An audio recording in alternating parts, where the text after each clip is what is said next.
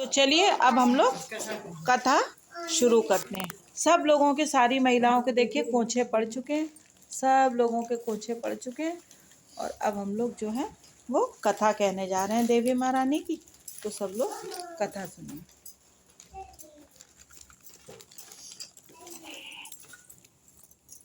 तो इसमें दो कथाएं कही जाती हैं और जो पहली कथा है वो इस प्रकार से है कि एक गांव में एक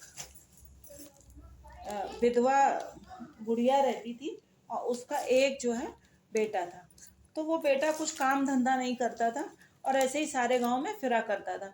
तो सब लोग उसकी उलाहने ले ले के बुढ़िया के पास आते थे और कहते थे कि तुम्हारा लड़का कुछ करता नहीं। सब लोग उससे कि वो काम धंधा नहीं करता, तो उसको राण का साण ऐसे कह के संबोधित करते थे और सब लोग उसको बहुत बुराई करते थे। तो वो बुढ़िया बेचारी बड़ी परेशान रहती थी। अच्छा, वो लड़का भी मन का अच्छा था, लेकिन ये है कि सब लोग उसको ऐसे बोलते थे तो वो भी अपना ऐसे गाँव में फिरा करता था। तो एक बार वो जब सब बहुत परेशान हो गए तो वो बोला, अम्मा हम जा रहे हैं परदेश में, अब कमा के लाएंगे। तो वो बुढ़िया भी बोली चलो अच्छा ये जाए, नहीं तो सब लोग रोज उलाहन देते हैं हमको, तो जाने दो इसको। तो उन लोगों ने कहा चलो ठीक है। बुढ़िया ने क्या किया, अब वो गरीब लोग थे, उनके पास ज़्यादा कुछ खाने पीने का था नहीं। उन्होंने ऐसे जो उनके जुटा तो उन्होंने रोटी वोटी बना के, और एक अंगोछा, ना उसके पास कपड़ा लत्ता थे ढंग से, ना जूता मोजा कुछ नहीं था, तो वो एक अंगोछा में जो है रोटी बांध के और उसको दे दी कि जाओ बेटा चले जाओ।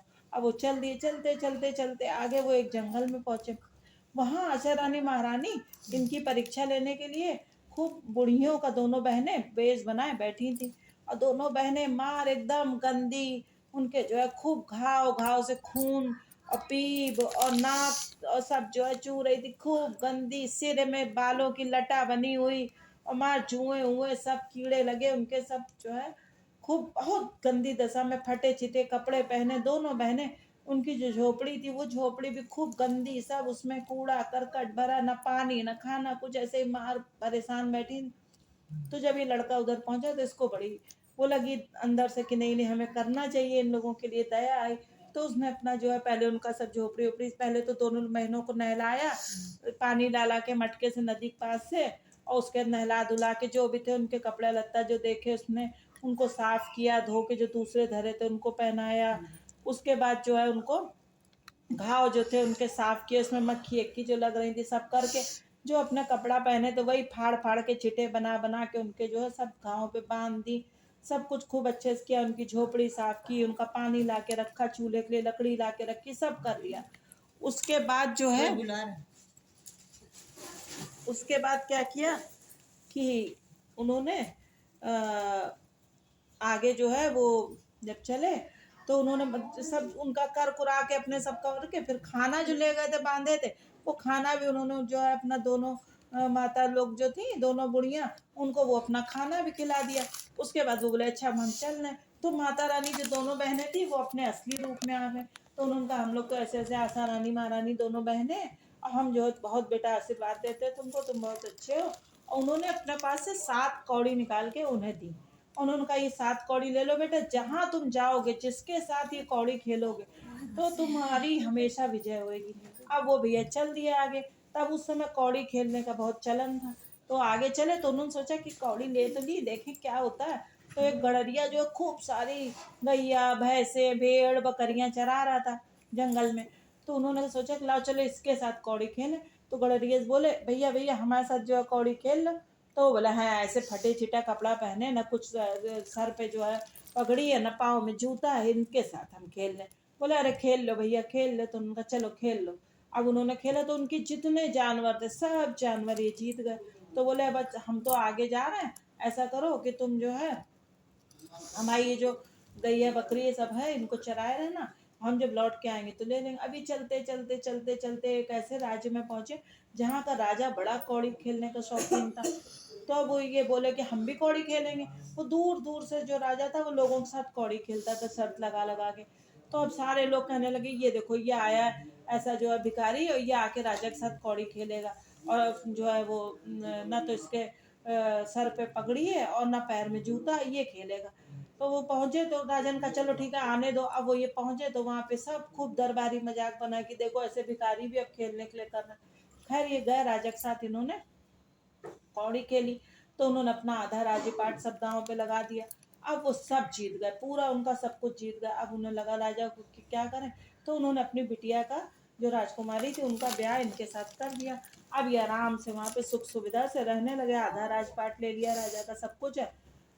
फिर धीरे धीरे धीरे करके बहुत समय बीता, तो ये जो है एक दिन बड़े उदास उदास से बैठे थे, तो जो राजकुमारी थी वो कहने लगी, स्वामी क्या बात है, आप काहे परेशान हो, किस बात से आप उदास हो, हमें बताइए। तो बोले अरे हम क्या करें, हमें अपनी अम्मा की बहुत याद आ रही है, और तुम्हें हम क्या बताएं कि हमें जो है, हम जो तुमको मिले तो आशा रानी महारानी की कृपा से मिले। उन्होंने फिर सारी कथा बताई। तो बोली चलो हम लोग चलेंगे आपकी अम्मा से मिलने के लिए। अब भैया राजा ने अपना खूब सारा फौज फाटा, हाथी घोड़ा रथ कपड़ा लत्ता, सोना चांदी जेवर, और खूब सारे जो है नौकर चाकर दास दासी सेना सब दे के अपनी बिटिया को विदा किया। अब जो राजकुमारी थी वो डोली में रेशमी लहंगा कपड़ा पहन के मार अपनी दास दासियों के साथ चल दी। तो इन्होंने कहा कि जो है रास्ते में आशा रानी महारानी दोनों बहनें मिलेंगी तो तुम घिनाना नहीं उनसे। तो बोली नहीं, आप उन्हीं के उससे हम मिले, आप मिले हमको तो हम काय करेंगे। अब रास्ते में जब जंगल में पहुंचे तो महारानी दोनों बहनें वैसे ही सब रूप बनाए, अपना जो है नाक फूक पीप लपेटे एकदम सब वैसी की वैसी जब जो है मिली। तो ये भैया अपने जो है डोली से उतर गई, और उतर के जो है इन्होंने अपना जो रेशमी लहंगा दुपट्टा सब पहनी थी वो फाड़ फाड़ के पहले तो उन्होंने नहलाया धुलाया, खुद जो है नदी से पानी लेके आई, खूब नहला धुला साफ किया, फिर अपना जो खूब कपड़ा लत्ता सब मिला डलाई थी उसे सब लहंगा दुपट्टा से सजा बजा के महारानी दोनों बहनों को, और फिर खूब पकवान अकवान सब खूब मेवा मिष्ठान जो थे सब खूब उन लोगों को दोनों बहनों को खिलाया, खूब अच्छे से उनकी झोपड़ी साफ की, सब सजा बजा दिया, झोपड़ी भी सब कुछ किया। तो महारानी दोनों अपने रूप में आ गई। अब बोली हम बहुत प्रसन्न है बेटा तुमसे, और तुम खूब जो है दूधो नहाओ पूतो फलो, खूब तुम्हारा लड़का बिटिया हो, तुम्हारा घर धन धान्य से भरा रहे, तुम हमेशा सुहागिन रहो, सब करके उन्हें करा। अब ये आगे चले अपने गांव पहुंचे। जो उनके देश के राजा थे तो एकदम अचानक उन्हें ये खबर मिली कि लोग कोई राजा जो है चढ़ाई करने आ रहे हैं, हाथी घोड़ा रथ फौज फाटा लिए, तो वो बड़े परेशान हो गए। तो उन्होंने क्या किया कि जो है नंगे सिर और नंगे पाँव, पहले जमाने में नंगा सिर रखना और नंगा पैर बहुत खराब माना जाता था। और वो दांत में तिनका दबा के आके एकदम जो है मतलब हाथ जोड़ के खड़े हो गए कि अरे भैया राजा जी हम लड़ नहीं पाएंगे, हमारी सेना इस समय तैयार नहीं है, हम आपको समर्पण करते हैं। तो ये जल्दी से हाथी से उतर गए, ये बोले कि अरे राजा जी ये पैरों पड़े। बोले राजा जी अरे आपने हमको पहचाना नहीं, हम तो वही राण के साण हैं। तो हम तो बोले अरे भैया कैसे ही सब हो। तो उन्होंने बताया कि आशा रानी महारानी जो थी दोनों बहनों ने हमारी जो है भाग्य बदल दिए, उनकी कृपा से सब हमको प्राप्त हुआ। फिर उनकी अम्मा भी मिल गई, सब लोग अपने आराम से रहने लगे, जैसे उनके दिन थे वैसे सबके दिन। चलो अब जो है दूसरी कथा हम लोग करते हैं। तो दूसरी कथा इस प्रकार से है कि एक जो है राजा थे, उनके राजा की दो रानियां थी।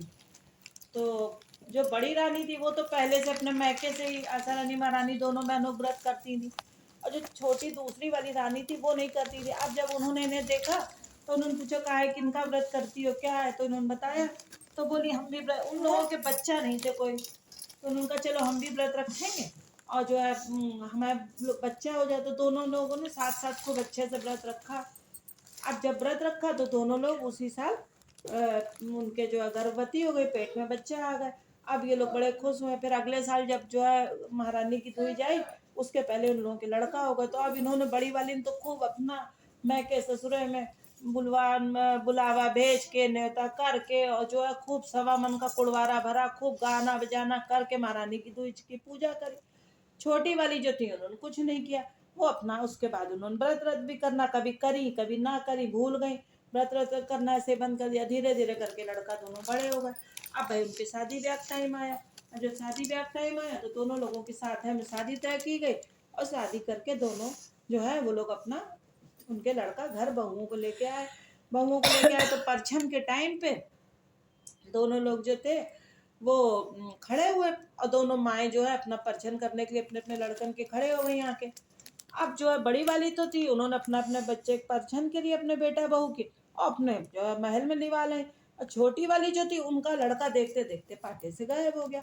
अब भैया वहाँ पे तो हाहाकार मच गया कि कहाँ गया लड़का, कहाँ गया। एकदम देखते देखते सबकी आंखों के सामने पाटे से लोप हो गया। बड़ी परेशान, बड़ा रोना पिटना मचा रहा, कहाँ गया कहाँ गया, कुछ पता नहीं लगा कहाँ गया लड़का। अब इन्हें लगा अब की बहू तो अभी बिल्कुल अच्छी, अभी है, बच्चा है, जवान है, कहीं ऐसा ना हो कोई गलत चीज बात हो जाए, कुछ बदनामी हो जाए।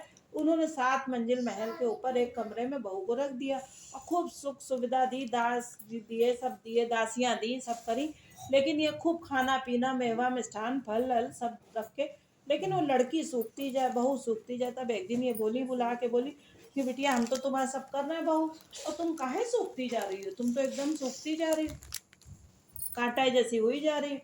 तो बोली अम्मा क्या बताएं, आप तो हमें ऐसे 7 मंजिल ऊपर कमरा में रख दिया और रात में हमारे साथ कोई सोने के लिए आते हैं, वो पूरी रात हमारे साथ रहते हैं और वो बिल्कुल आपके लड़का जैसे लगते हैं, वही पटका जामा पहने, सर पे मोर धरे और सब बिल्कुल एकदम वैसे ही बिल्कुल लगते हैं और सारी रात हमारे साथ रहते हैं, सुबह चले जाते हैं। अब हमें ये डर लगता है मान लो कहीं कुछ हो गया, ऊंच नीच हो गया, बच्चा अच्छा रह गया तो आप तो हमें कलंक दोगी। तो इन्होंने कहा कि अरे तो ऐसी बात है तो तुमने बताया नहीं हमको, अब ये तुम पूछना आज रात में उनसे कि तुम कहाँ से आते हो, कहाँ जाते हो। तो उन्होंने कहा ठीक है भाई हम पूछेंगे। अब रात में बहू ने पूछा, अगले दिन भैया उन्होंने सास को आके बताया कि वो कह रहे थे हम क्या जाने, जाने तो जाने आशा रानी महारानी दोनों बहनें जाने, उन्हीं के पास हैं हम तो। वो रात में कहती कि बहू की तो कोई गलती नहीं, तो हम बहू के पास भेज देती रात में।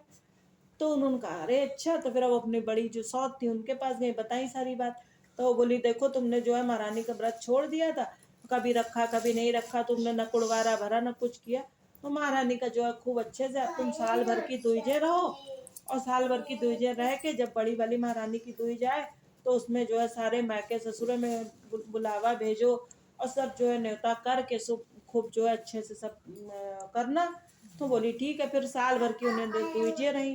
फिर जो है जब बड़ी वाली महारानी की जो दुई जबी है वो दुई जाई, तब उन्होंने जो है अपना पूरा मैके ससुर में न्योता भेजा, 1.25 मन का कुड़वारा भरा, खूब गाना बजाना धूम धड़क्का सब किया।